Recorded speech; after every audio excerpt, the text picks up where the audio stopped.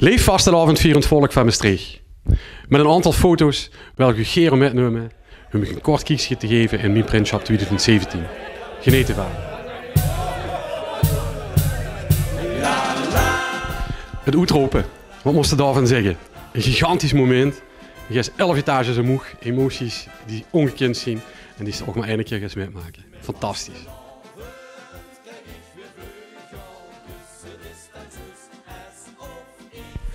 En dan maak je ook nog print zien in het jubileum van de Kachelpiepers. Ook een moment om niets te vergeten, vooral omdat ze daar zuus dat de nieuwe generatie ook zijn intrede deed. Dit jaar waren er een aantal die een plumpje kregen en ontzettend groetswaardig dat ik daarbij mocht zien.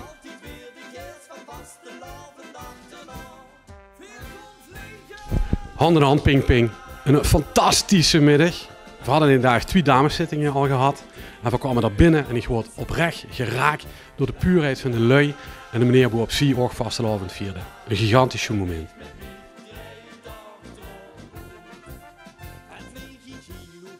Het nabersfeest. 2 keer binnen een jaar. Dat had natuurlijk geen verwacht. En dat was mijn beste smoes op het moment dat ik gevraagd word. En moest zeggen dat ik het niet zou worden dit jaar. Een gigantisch leuke avond. Hoe wij terecht hebben gezegd, beter een goede naber dan een wijde vriend.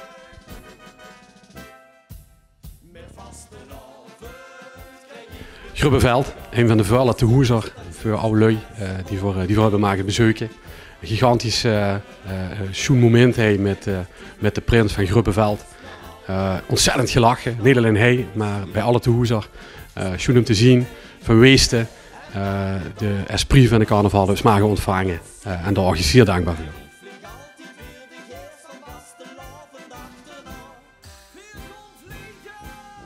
Wie ik vroeger de eerste keer naar het Prinsenbal ging, kraagste een keertje en daar stond op 20:11 de joyeuze entree van zijn hooglustigheid.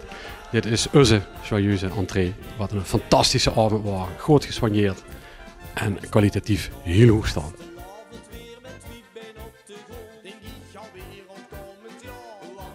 Wat is een prins zonder een prinses? Dat gaat niet. Dat zeg ik u. Ik heb enorm veel aan Linda nog steeds, maar tijdens het Printshop heeft ze mij enorm gesteund. In goede tijden en in het mooie tijden. Dank je, schat.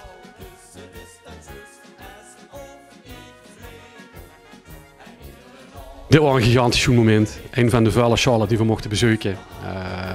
Cumuleerde gelukkig in Wolder in het Danske. Uiteraard was dat een Welske op een heel bekend liedje dat mevrouw Dixer speelt. Heel leuk, we hebben daar met z'n allen gedanst. Kinderen hebben zich op een gegeven moment daar erbij gegooid. Templars hebben gedanst, Prins hebben gedanst, leraren hebben gedanst. Fantastisch schoon.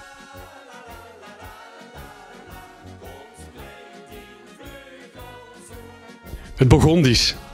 Het eierschalen wit, waar niet eierschalen wit. Een gigantisch schoon moment. Moment dat ze zich mag presenteren in de Burgondisch pak aan de familie en aan de vriend. We hebben daar enorm van genoten. En toen ging het pas echt beginnen.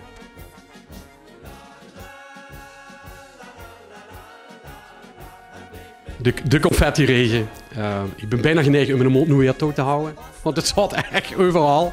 Ik kan me rappelleren dat ik in een kamertje in de Bommière stond en een stofzuiger in mijn maillotkraag. Dat zie je nog. Een gigantisch moment.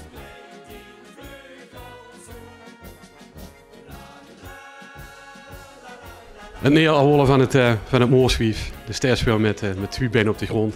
Dus 4,5 weken gevlogen van links naar rechts. Een bizar schoon moment.